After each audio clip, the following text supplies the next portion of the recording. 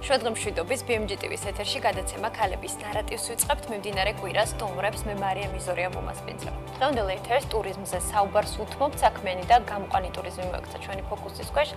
დანარჩენზე უკვე ანონსი ვნახოთ, რამდენიმე წუთში კი პირდაპირ ეთერში ვბრუნდებით. საქმიან კვირას და ორშაბათი დღის დასაწყის ქალების ნარატივით ვაგრძელებთ და BMG-ს გამორჩეულ ტელეპროექტში 23 ივნის 11 საათსა და 30 წუთზე ვმასპინძლობთ ირმა კოდუას და ანასტასია გაბუნიას. საქმიანი ტურიზმი საქართველოში და მიმდინარე გეოპოლიტიკური ვითარების გავლენა მასზე. Როგორ ვითარდება ქვეყანაში საქმიანი ტურიზმი, რა ძირითადი გამოწვევები არსებობს დღეს ამ მიმართულებით და როგორია მოლოდინები. თემის დეტალებზე ქალების ნარატივში საქართველოს ბიზნეს ტურიზმის ასოციაციას დამფუძნებელი ირმა კოდუა ისაუბრებს.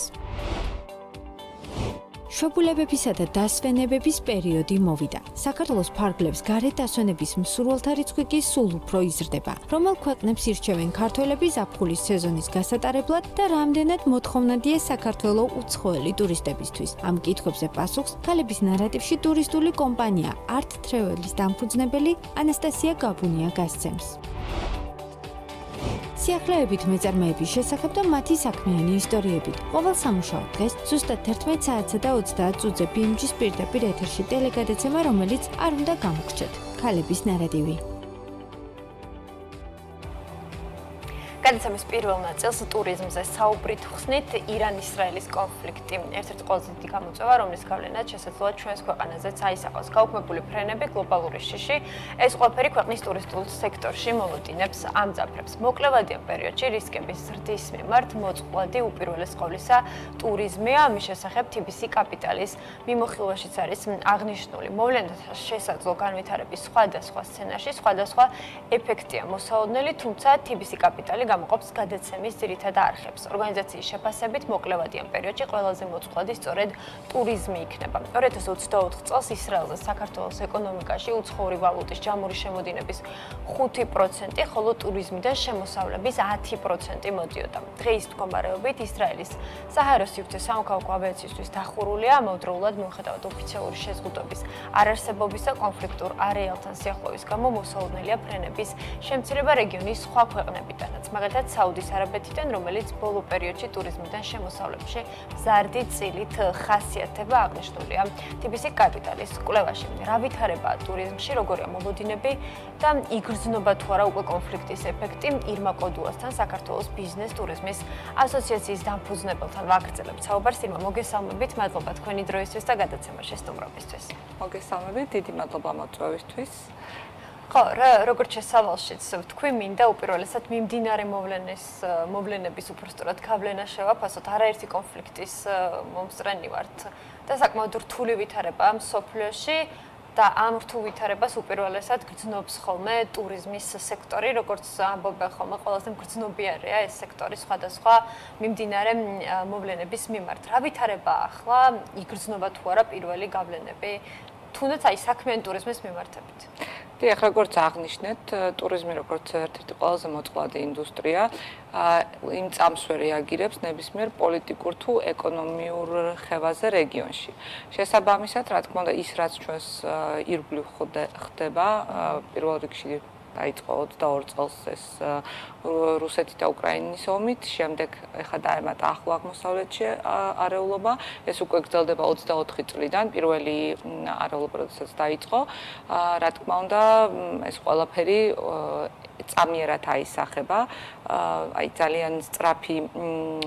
ძალიან სწრაფი შედეგი აქვს ნებისმიერ არეულობას, იმიტომ რომ თვითონ კომპანიები ცდილობენ რომ დაიზღვიონ თავი მომენტალურად და ვთქვათ, თუნდაც დღესდღეობით მინდის უკვე საუბარი იმაზე, რომ ის ღონისძიებები, რომელიც შეიძლება და ჩატარებულიყო თუნდაც შემოდგომის სეზონზე, სავარაუდოდ შეიძლება გადაიდოს. განსაკუთრებით ისეთი ბაზრებიდან, როგორიც არის ახლო აღმოსავლეთი, ისრაელი, ალბათ ევროპაც, თუმცა სიტუაცია იმდენად დინამიურად იცვლება, რომ აქ რაღაც გრძელვადიან პროგნოზ და გრძელვადას უკვე 3 თვეს უწოდებთ, ვერ გააკეთებ ვერანაირად. სამწუხაროდ დღევანდელი რეალობა ესეთი არის.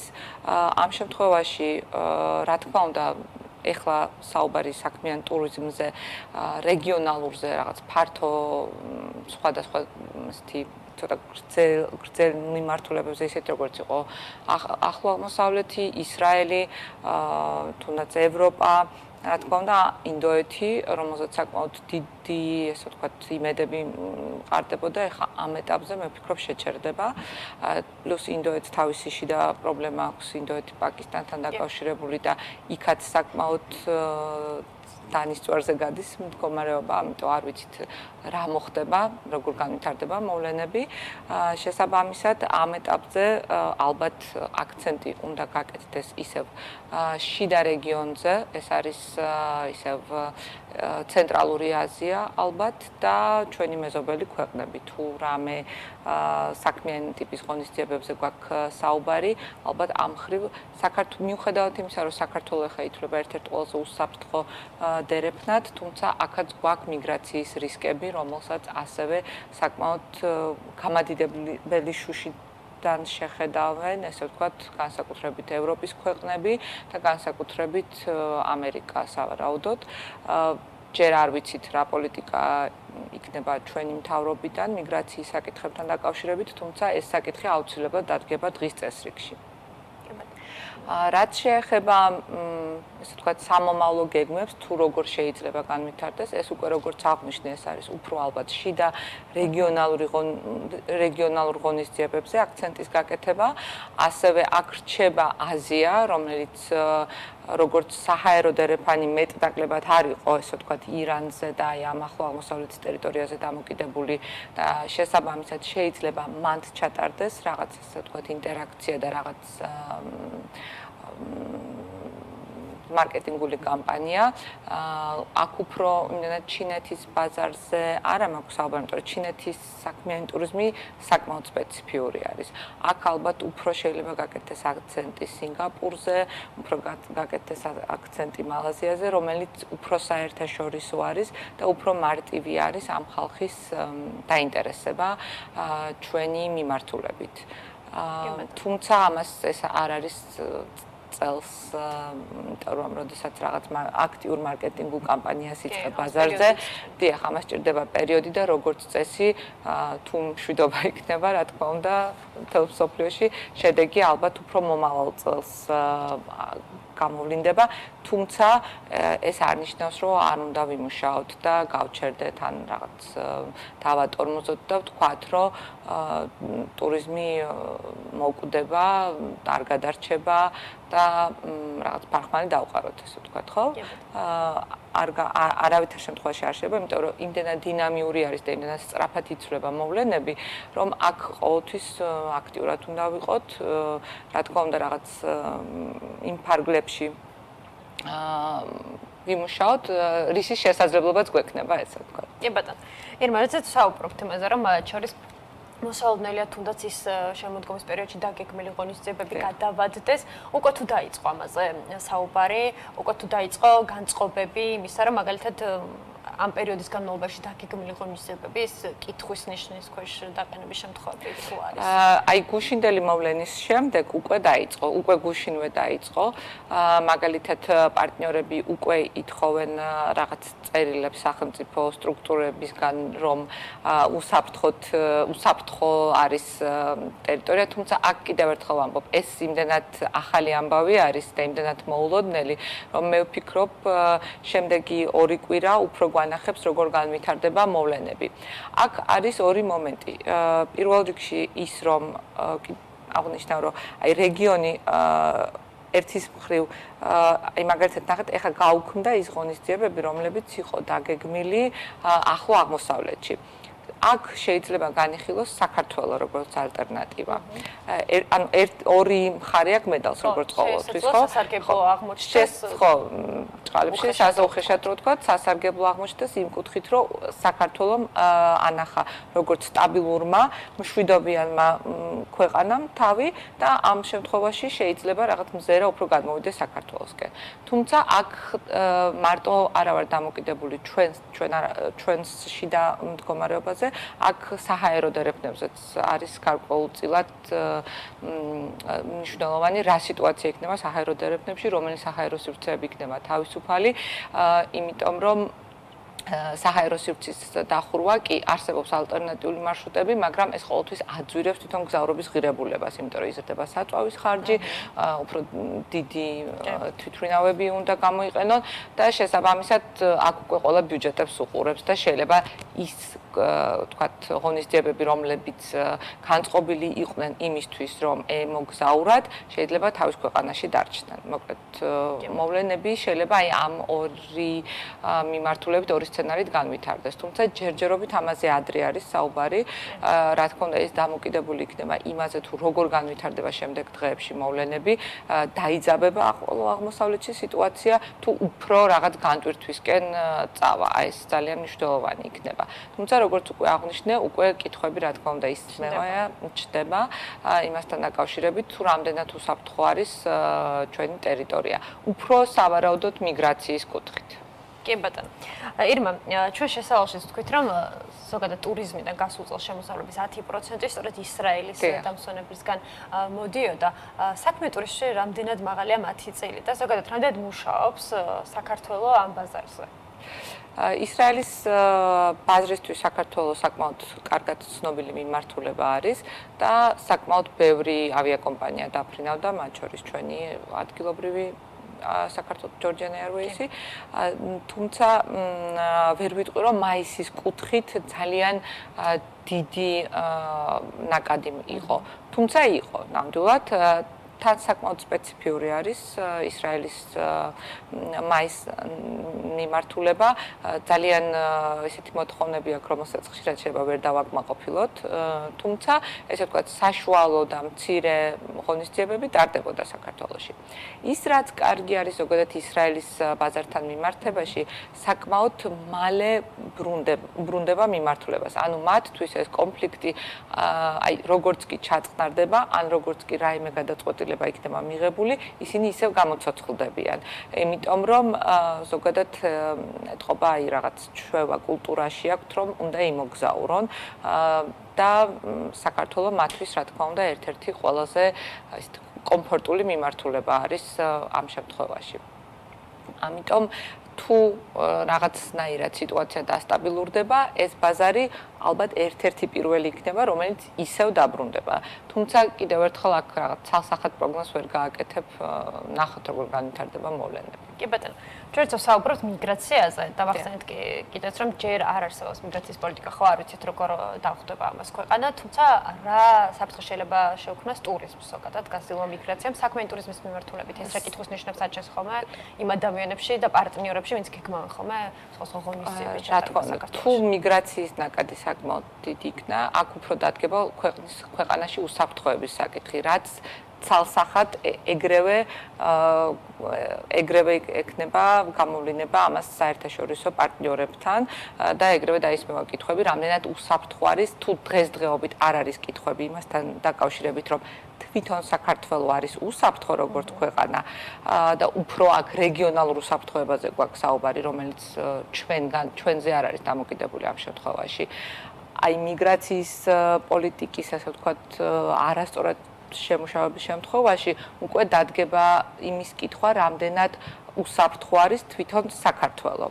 და ამას შეიძლება საკმაოდ მძიმე შედეგები მოყვეს, იმიტომ რომ თუ ჩაითვალა, რომ მიმართულება აღარ არის უსაფრთხო, რეგიონი არ არის უსაფრთხო, აქ უკვე ზედმეტია საუბარი რაიმე, ესე ვთქვათ, მაისდია, რა თქმა უნდა. კი ბატონო, ირმა, რომ გავცეთ მიმდინარე მოვლენების თემას, ზოგად ჭრილში რომ მიმოვიხილოთ მაის ტურიზმი, რა ვითარებაა ჩვენს ქვეყანაში, რამდენად ვითარდებით, რამდენად ხვდებით და ვყალიბდებით საინტერესო ბაზრად მაის ტურიზმისთვის, სხვადასხვა ქვეყნებისთვის, ძირითადად რომელი ქვეყნებია ჩვენთვის მთავარი პრიორიტეტი, როგორც ვთქვათ, რომელ ქვეყნებზეა ჩვენი მაის ტურიზმი, უხეშად რა ვთქვათ, დამოკიდებული.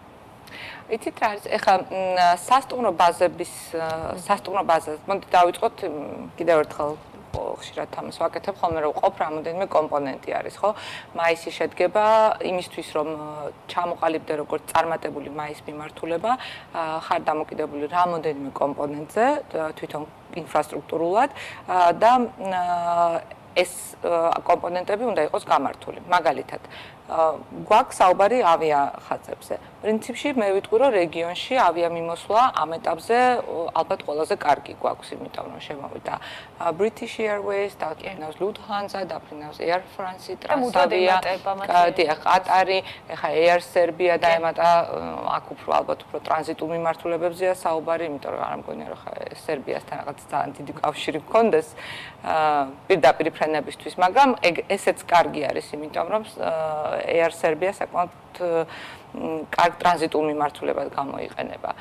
შემდეგ არის სასტუმროების ინფრასტრუქტურა, რომელიც პრინციპში გვაქვს განვითარებული, უფრო პრობლემატური არის თვითონ ღონისძიებების ჩატარების ადგილი. აი მაგალითად, თუ გვაქვს საუბარი 2000 კაციან ღონისძიებაზე, უკვე გვიჭირს მოძიება რაიმე ადგილის საკონფერენციო დარბაზის, არა გვაქვს საკონვენციო ცენტრი, ყველაზე დიდი ამ ეტაპზე რაც გვაქვს ეს არის შერატონი, რომელიც ძალიან კარგი დარბაზი არის, მაგრამ არ არის საკმარისი იმისთვის, რომ რაღაც დიდ ღონისძიებებზე ვისაუბროთ. შესაბამისად, აქედან გამომდინარე, ალბათ ამ კუთხით გვაქვს ცოტა ჩავარდნა იგივე თუნდაც მეზობელ აზერბაიჯანთან მიმართებაში. რაც შეეხება სხვა კომპონენტებს, უკვე თუ გვაქვს საუბარი წამახალისებელ ღონისძიებებზე, ინფრასტრუქტურა განვითარებული არის, თუმცა აი მაგალითად კახეთი ამ ეტაპზე შეიძლება ძალიან კარგი მიმართულება იყოს, მაგრამ აი კახეთზე მეტად სხვა რეგიონები არ არის ინფრასტრუქტურულად განვითარებული. ამიტომ შემოვიფარგლებით მხოლოდ თბილისი, კახეთი.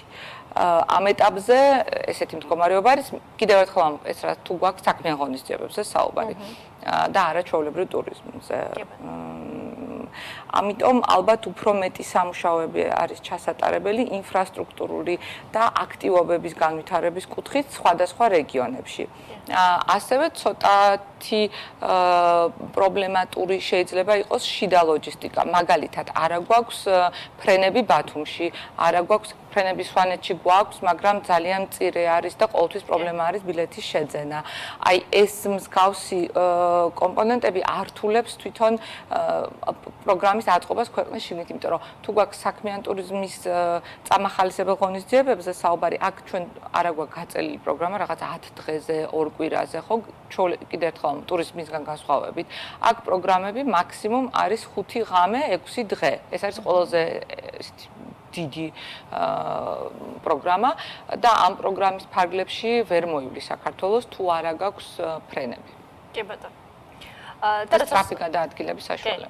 და რაც საუბრობთ ინფრასტრუქტურაზე, მათ შორის აი მასშტაბებზე, აი სიტყვაზე ვიცით, რომ ინდოეთიდან დამსვენებლები მათ შორის საქმიანი მიმართულებით დიდი ჯგუფები ჩამოდიან და შესაძლოა ჩვენ ინფრასტრუქტურა ვერ გავუმკლავდეს, მათ მოთხოვნები ვერ დაკმაყოფილოთ.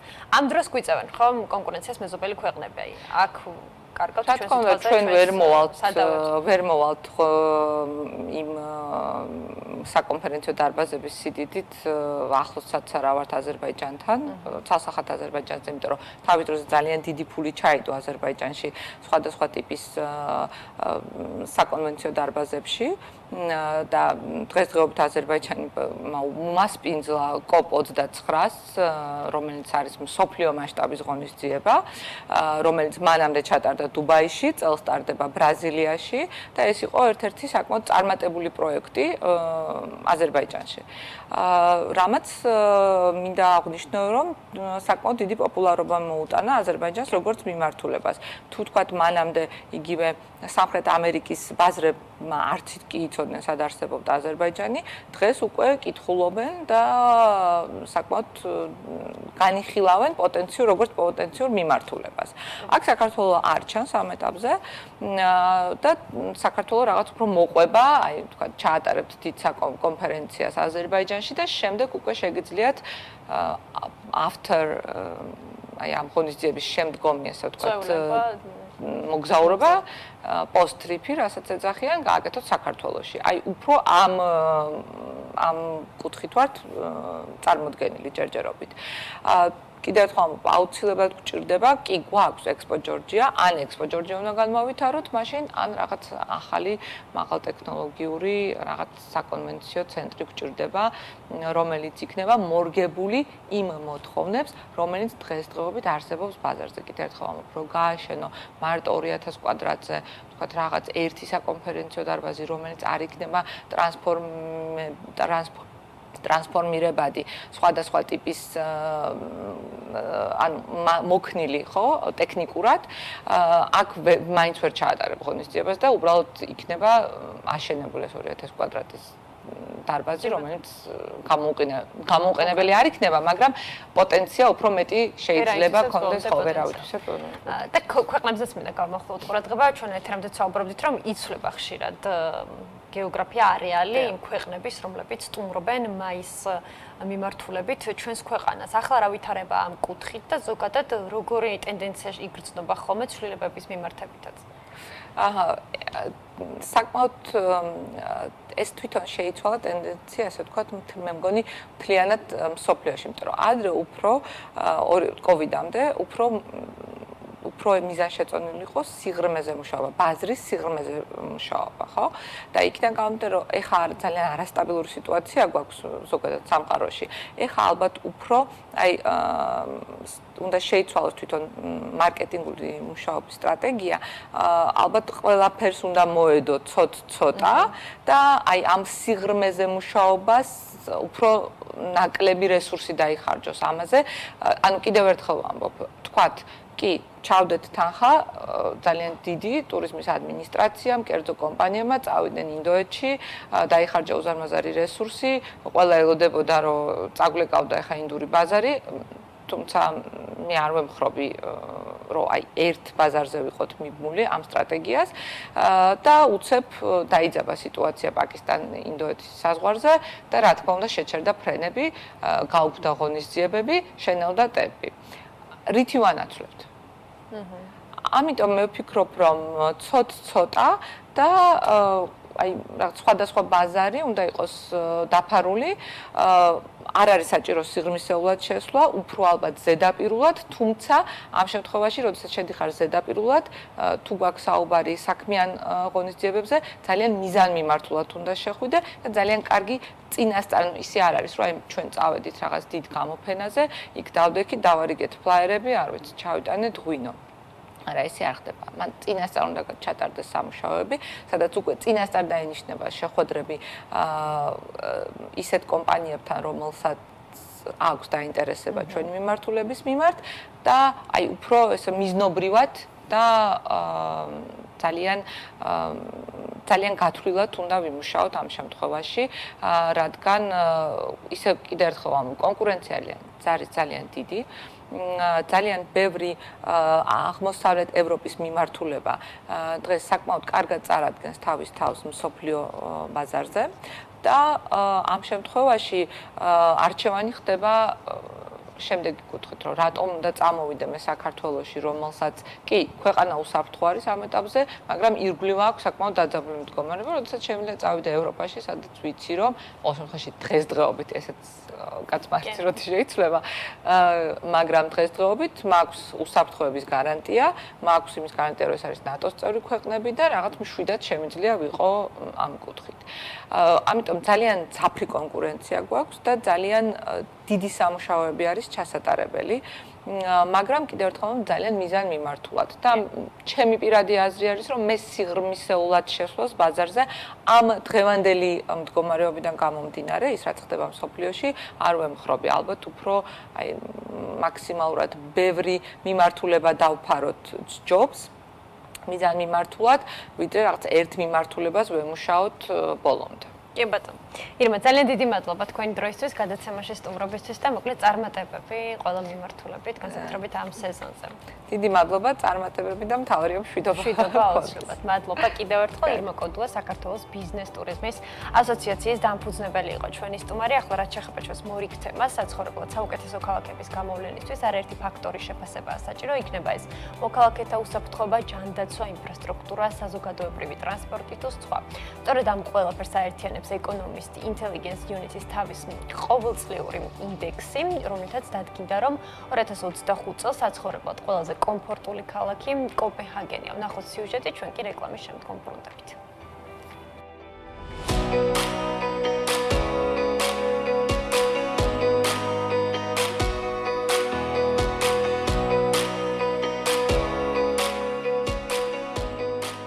ავსტრიის დედაქალაქ ვენის სამწლიანი დომინაციის შემდეგ ქალაქების შეფასების ინდექსით კოპენჰაგენი დაწინაურდა და საცხოვრებლად ყველაზე კომფორტულ ქალაქად დასახელდა. Economist Intelligence Unit-მა მსოფლიოს 173 ქალაქი 30 სხვადასხვა კრიტერიუმის მიხედვით შეაფასა. თითოეული მათგანი კი 5 კატეგორიაში გადაანაწილა. ესენია სტაბილურობა, ჯანდაცვა, კულტურა და გარემო, განათლება და ინფრასტრუქტურა. აღმოჩნდა, რომ წელს ინდექსის საშუალო შეფასება გასული წლის მსგავსად 76.1 ქულაა. მიუხედავად ამისა, ანგარიში აჩვენებს, რომ შეინიშნება სტაბილურობის კატეგორიაში კლების ტენდენცია, რაც გლობალურად გეოპოლიტიკური კონფლიქტების გახშირებითაა განპირობებული. საცხოვრებლად საუკეთესო ქალაქების რეიტინგში მოწინავე პოზიციებს ევროპისა და განვითარებული აზიის ქალაქები იკავებენ. ათეული კი ასე გამოიყურება.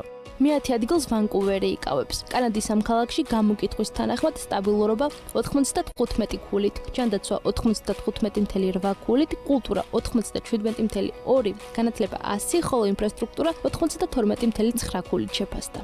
ავსტრალიის ქალაქი ადელაიდა რეიტინგში მე-9 ადგილს იკავებს. კატეგორიების მიხედვით კი შეფასება ასე ნაწილდება. სტაბილურობა 95 ქულა, ჯანდაცვა 100 ქულა, კულტურა 91.4 ქულა, განათლება ასევე 100, ხოლო ინფრასტრუქტურა 96.4 ქულა. რაც შეეხება მერვე ადგილს ან ოკლენდს, სტაბილური გარემო აქ ასევე 95 ქულით შეფასდა, ჯანდაცვა 95.8 ქულით, კულტურა 97.9 ქულით, განათლება 100, ხოლო ინფრასტრუქტურა 92.9 ქულით. მე-7 ადგილს იაპონიის პრეფექტურის დედაქალაქი, ოსაკა იკავებს. ოსაკამ 100 ქულა დაიმსახურა სტაბილურობის, ჯანდაცვისა და განათლების კატეგორიებში, 86.8 ქულა კულტურაში, ხოლო 96.4 ქულა ინფრასტრუქტურაში. სიდნეიში 100 ქულით შეფასდა ჯანდაცვისა და განათლების კატეგორიები. რაც შეეხება სტაბილურობას, ავსტრალიის ამ ქალაქმა 95 ქულა მოიპოვა. სიდნეის გარემომ 94.4 ქულა, ხოლო ინფრასტრუქტურამ 96.4. რეიტინგში მე-5 ადგილს ჟენევა იკავებს. შვეიცარიის ამ ქალაქზე გამოკითხულთა შეფასება შემდეგნაირად გადანაწილდა. სტაბილურობა 95 ქულა, ჯანდაცვა და განათლება 100 ქულა, კულტურა 94.9 ქულა, ხოლო ინფრასტრუქტურა 96.4 ქულა.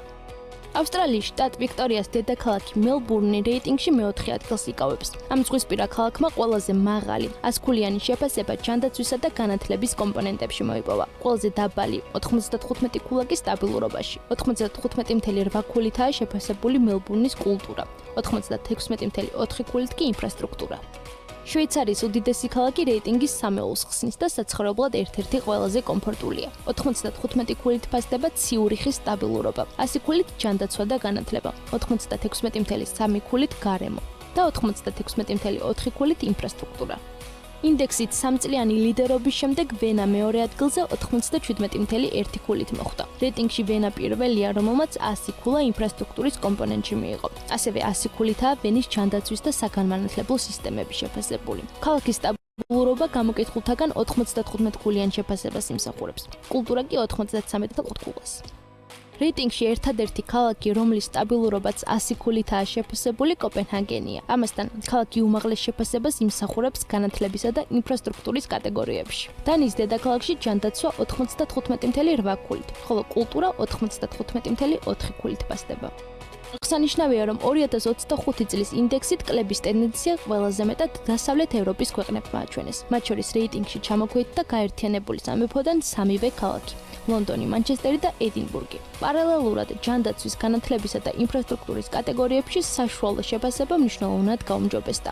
საუდის არაბეთსა და არაბთა გაერთიანებულ საამიროებში ჯანდაცვისა და განათლების სფეროებში გაუმჯობესებებმა ასევე გაზარდა შუა აღმოსავლური და ჩრდილო აფრიკული ქალაქების შეფასებებიც. ქალაქების შეფასების ინდექსი მნიშვნელოვან გზამკვლევს წარმოადგენს ყველასთვის, ვინც უცხო ქვეყანაში გადასახლებას ან ბიზნესის გაფართოებას განიხილავს. ამავე დროს ინდექსის სხვადასხვა ქვეყნის მთავრობას საშუალებას აძლევთ გამოავლინონ ის ქალაქები, რომელთა სატრანსპორტო თუ ჯანდაცვის სისტემები გაუმჯობესებას საჭიროებენ. შესაბამისად, ქალაქების შეფასება მხოლოდ რიცხვები არ არის. ინდექსი სტრატეგიული ინსტრუმენტია, რომელიც გადაწყვეტილებების მიღებაში საზოგადოების არაერთ რგოლს ეხმარება.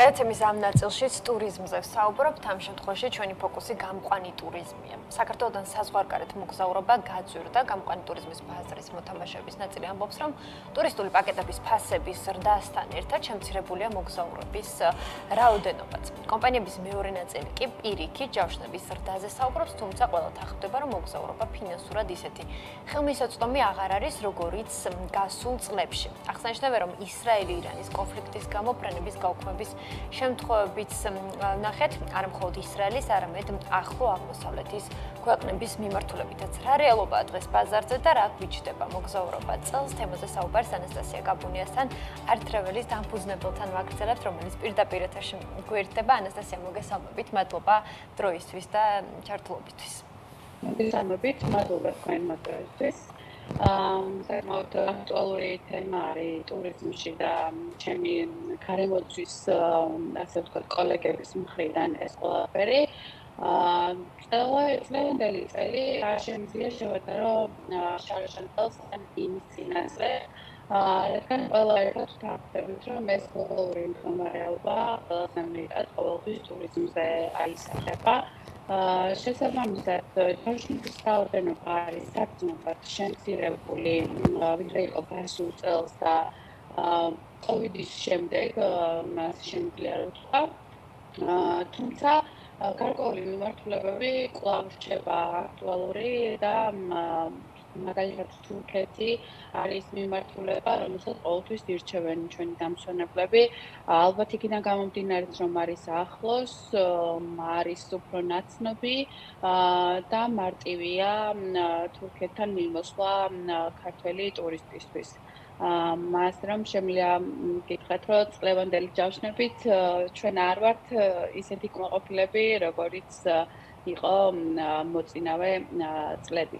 კი ბატონო, ანასტასია, გასულ წელს თუ შევადარებთ მონაცემებს, სიტყვაზე ანალოგიური პერიოდი რომ ავიღოთ გასული წლის, დაახლოებით რამდენი პროცენტით არის შემცირებული ეს ნაკადები?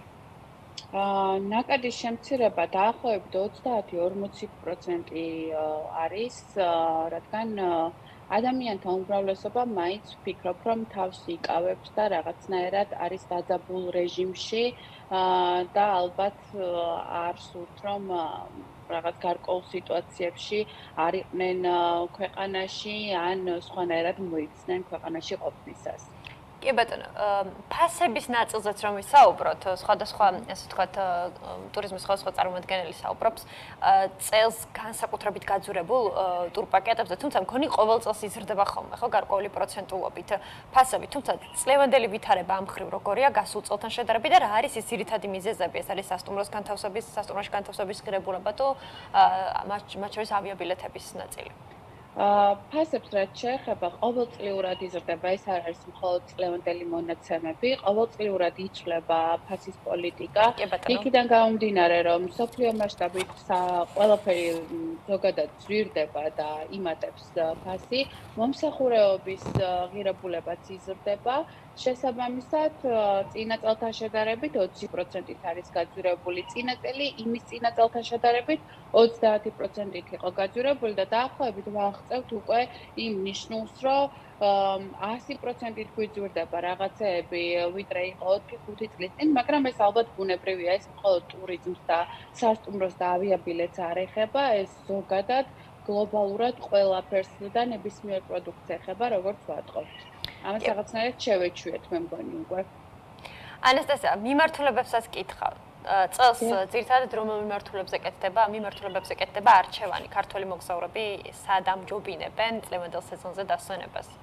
კი ბატონო, წელს საკმაოდ აქტუალური იყო ტროპიკული მიმართულებები და არის, იმიტომ რომ სეზონურად იყოფა სხვადასხვანაირად ტროპიკული მიმართულებები, შრი-ლანკა, ტაილანდი, ბალი, საკრუიზო მიმართულებები კვლავ რჩება აქტიურად.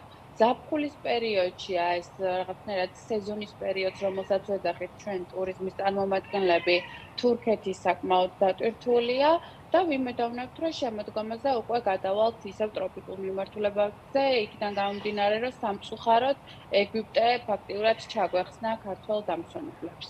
კი ბატონო, ეს არის მიმდინარე მოვლენების გავლენა, ხო? კი ბატონო. კი ბატონო, ანასტასია, ბოლოს კითხავ და მეტრო საღარ წაგართმევ, როგორია მოლოდინები მომდევნო თვეებთან დაკავშირებით, რა არის ის თავარი, ასე ვთქვათ, მოლოდინი, რაც გაქვთ. გათვალისწინებით მიმდინარე მოვლენებიდან, მათ შორის გაძვრებული დასვენებიდან გამომდინარე. კი ბატონო, მოლოდინი და პირველ რიგში იმედი გვაქვს იმის, რომ ზოგადად გლობალურად სიტუაცია დამშვიდება და დასტაბილურდება და ადამიანებს გაუჩნდებათ მეტად სურვილი დასვენების და მოგზაურობის, ასე ვთქვათ. რაც შეეხება კონკრეტულად ტურიზმის ჭრილში, რომ გითხრათ, მოლოდინი გვაქვს იმის, რომ რაღაცნაირად ახალ მიმართულებებს ავითვისებთ უფრო და ქართველი დამსვენებელი უფრო ფართოდ გახსნის მიმოსვლას სხვადასხვა ქვეყნებთან და არ იქნება ეს მარტო თურქეთი ან საბერძნეთი, როგორც იყო გასულ წლებში. კი ბატონო. მადლობა ანასტასია, ძალიან დიდი თქვენი დროისთვის წარმატებული სეზონი.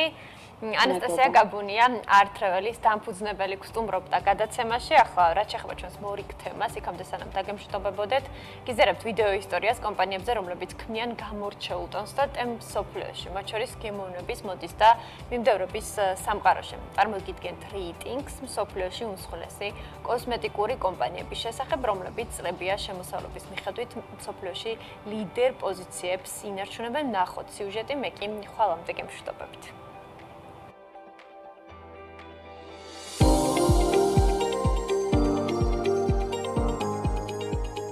კოსმეტიკის ინდუსტრია ერთ-ერთი ყველაზე სწრაფად მზარდი და მნიშვნელოვანი სექტორია გლობალურ ეკონომიკაში. სტატისტიკას თანახმად ინდუსტრია, რომლის ძირითადი პროდუქტების ხაზი კანისა და თმის მოვლას, დეკორატიულ კოსმეტიკასა და პარფიუმერიას აერთიანებს, წლიურად $100 მილიარდზე მეტის შემოსავალს აგენერირებს. სილამაზის ინდუსტრიის ზრდის ერთ-ერთი ხელშემწყობი ფაქტორი სოციალური ქსელებია, რომლებმაც სრულად შეცვალეს ბრენდისა და მომხმარებლის ურთიერთობის ფორმები და ტენდენციები, რომლებიც დღეს იმაზე სწრაფად იცვლება, ვიდრე ოდესმე. ისეთმა პლატფორმებმა, როგორც Instagram და TikTok-ია, თავის მოვლა მკვეთრად ვიზუალურ, ინტერაქციულ და სწრაფად ცვალებად სივრცედ აქციას, რომლის წყალობითაც ვირუსულად გავრცელებულ პროდუქტებს მწარმოებლისთვის მილიონობით $-ის შემოსავლის მოტანა შეუძლიათ. განვიხილავთ სილამაზისა და კოსმეტიკის ინდუსტრიის 10 უმსხვილეს კომპანიას, რომლებსაც ყველაზე მაღალი საბაზრო კაპიტალიზაცია აქვთ. მე-10 ადგილს ტოკიოში 1872 წელს დაფუძნებული კომპანია Shiseido იკავებს, რომელიც სახის, ტანისა და თმის მოვლის პროდუქციის, დეკორატიული კოსმეტიკისა და პარფიუმის ბრენდებს აერთიანებს. კომპანიის საბაზრო ღირებულება $6.59 მილიარდი. რასაც Shiseido-ს პოპულარული პრემიუმ ხაზის ბრენდები, Narsi, Elixir, Narciso Rodriguez, Drunk Elephant და სხვა განაპირობებს. Puig კოსმეტიკის ესპანური კომპანიაა, რომლის ისტორიაც 111 წელს ითვლის. 1914 წელს ანტონიო პუჯ კასტელოს მიერ დაფუძნებულ კომპანიას დღემდე მისი შთამომავლები მართავენ. კომპანია 150 ქვეყანაშია წარმოდგენილი და ისეთ პოპულარულ ბრენდებს აერთიანებს, როგორებიცაა კაროლინა ჰერერა და რაბანი. კომპანია ასევე მსხვილწილებს ფლობს ჟან-პოლ გოტიერში, ოპერირებს ქრისტიან ლუბიტენის, ბაირედოს, ანტონიო ბანდერასისა და შაკიროს ლიცენზიების ქვეშაც. პუჯის საბაზრო ღირებულება $10.93 მილიარდი. ამერიკული კორპორაცია International Flavors and Fragrances თავის მოვლის პროდუქტებთან ერთად საკვებ დანამატებსა და პრობიოტიკებსაც აწარმოებს. სილამაზის ინდუსტრიაში IFF-ის ყველაზე მსხვილი წარმომადგენლობა სუნამოებისა და პარფიუმერიის სეგმენტებშია, სადაც კომპანია Dorna Karan's, Yves Saint Laurent's, Calvin Klein's, Avon's-სა და სხვა ბრენდებს აერთიანებს. 19.55 მილიარდიანი კაპიტალიზაციით IFF-ი მერვე ადგილს იკავებს. მე-7 ადგილს Ulta Beauty იკავებს, რომელიც როგორც ძვირადღირებულ, ასევე ხელმისაწვდომ კოსმეტიკურ ნაწარმს, პარფიუმერიას, თავისა და ტანის მოვლის პროდუქტების ბრენდებს აერთიანებს. Ulta Beauty-ის მაღაზიები ამერიკის 50-ვე შტატში, 1355 ლოკაციას აერთიანებს. სწორედ აქ შეხვდებით ისეთი ბრენდების პროდუქციას, როგორებიცაა MAC Cosmetics, Kylie Cosmetics, Colourpop და სხვა. Ulta Beauty თითქმის 21 მილიარდადაა შეფასებული. იაპონური კორპორაცია KAO აზიის, ევროპის, შუა აღმოსავლეთისა და აფრიკის რეგიონებისთვის პრემიალურ სილამაზის ბრენდებს აერთიანებს. როგორც კომპანია თავის ვებსაიტზე აღნიშნავს, KAO-ს პორტფოლიო სალონური მომსახურების პროდუქტების მრავალფეროვან არჩევანს მოიცავს, რომელთა შორისაცაა Goldwell, KMS, Oribi და Varis. KAO 21.54 მილიარდ დოლარადაა შეფასებული. Estée Lauder დეკორატიული კოსმეტიკის, თავის მოვლისა და პარფიუმერიის მწარმოებელი ერთ-ერთი უმსხვილესი კომპანიაა, რომლის პორტფოლიოც პლანეტის ყველაზე პოპულარულ ბრენდებს, Jo Malone London-ს, Clinique-ს, Tom Ford Beauty-ს აერთიანებს. Estée Lauder-ის ისტორია 79 წლის წინ, კანის მოვლის 4 პროდუქტით დაიწყო და ინდუსტრიაში სრულიად ახალი სიტყვა თქვა. Estée Lauder-ის Clinique აღმოჩნდა პირველი ბრენდი, რომელმაც ქალის ხაზის პარალელურად მამაკაცის თავის მოვლის ხაზით შექმნა. 24.26 მილიარდ დოლარიანი კაპიტალიზაცია Estée Lauder კოსმეტიკის უმსხვილეს კომპანიებს შორის მეხუთე ადგილზეა. გერმანული Beiersdorf-ი ჰამბურგში ბაზირებული კომპანია, რომელიც თავის მოვლის ისეთ პოპულარულ ბრენდს აწარმოებს, როგორც Nivea. გარდა ამისა, კანის მოვლის მიმართულებით Beiersdorf-ის პორტფელიოს მიეკუთვნება Aquaphor-ის, Labello-ს, Capertonis ბრენდებიც. Beiersdorf-ი 30.21 მილიარდ დოლარადაა შეფასებული. რეიტინგის სამეულს შვეიცარიული ფარმაცევტული კომპანია Galderma ხსნის, რომლის ძირითადი ფოკუსიც დერმატოლოგიურ პროდუქტებსა და სახის კანის მოვლაზეა. კომპანია 1991 წელს დაფუძნა როგორც Nestlé-სა და L'Oréal-ის საერთო საწარმო. შემდეგ კი სრულად Nestlé-ს შვილობილად იქცა. კომპანიის IPO 2024 წელს შედგა. დღეს კი მისი ღირებულება 33.53 მილიარდი დოლარია. Galderma-ს ბრენდებს მიეკუთვნებიან Cetaphil, Differin, Orega, Epiduo და სხვები. კიდევ ერთი შვეიცარიული კომპანია ამჯერად Givaudanია, რომელიც კოსმეტიკის აქტიურ ინგრედიენტებსა და პარფიუმერიას აწარმოებს. კომპანიის ბიზნეს პორტფოლიო ორი მიმართულებისგან შედგება. კეთილდღეობის მიმართულება კვების ინდუსტრიაში ნუტრიციულ დანამატებზეა კონცენტრირებული. სილამაზის მიმართულებით კი პორტფოლიო თავის მოვლის, ქსოვილის მოვლის, ჰიგიენისა და კოსმეტიკის პროდუქტებს აერთიანებს. Givaudanis საბაზრო ღირებულება 46.84 მილიარდი დოლარია. კოსმეტიკისა და თავის მოვლის ყველაზე ძვირად ღირებული კომპანია ფრანგული კორპორაცია L'Oréal-ია, რომლის ისტორიაც 115 წლის წინ თმის საღებავის ინოვაციური ფორმულითა და 3 თანამშრომლით დაიწყო. დღეს კომპანია 85,000-ზე მეტ თანამშრომელს აერთიანებს. ჰოლდინგში შემავალი ბრენდების რაოდენობა კი 40-ს აღწევს. L'Oréal სრულად დომინირებს დეკორატიული კოსმეტიკის ბაზარზე და მომხმარებელს მულტიფუნქციურ პროდუქციას ნებისმიერ ბიუჯეტში სთავაზობს. L'Oréal-ის ლუქს მიმართულების ბრენდებს შორისაა Diesel, Giorgio Armani, Lancome, Mugler, Urban Decay, Prada და სხვები. პროფესიონალ ხაზს მიეკუთვნება Kerastase-სა და Pureology-ის ბრენდები. აქტიური კოსმეტიკის დივიზიის ნაწილია Vichy, La Roche-Posay, CeraVe. ეს ყველაფერი კი L'Oréal-ის იმპერიის მხოლოდ მცირე ნაწილია. კომპანიის საბაზრო კაპიტალიზაცია 230 მილიარდ დოლარს აღწევს, რითაც მეორე ადგილოსან Givaudan 391%-ით აღემატება.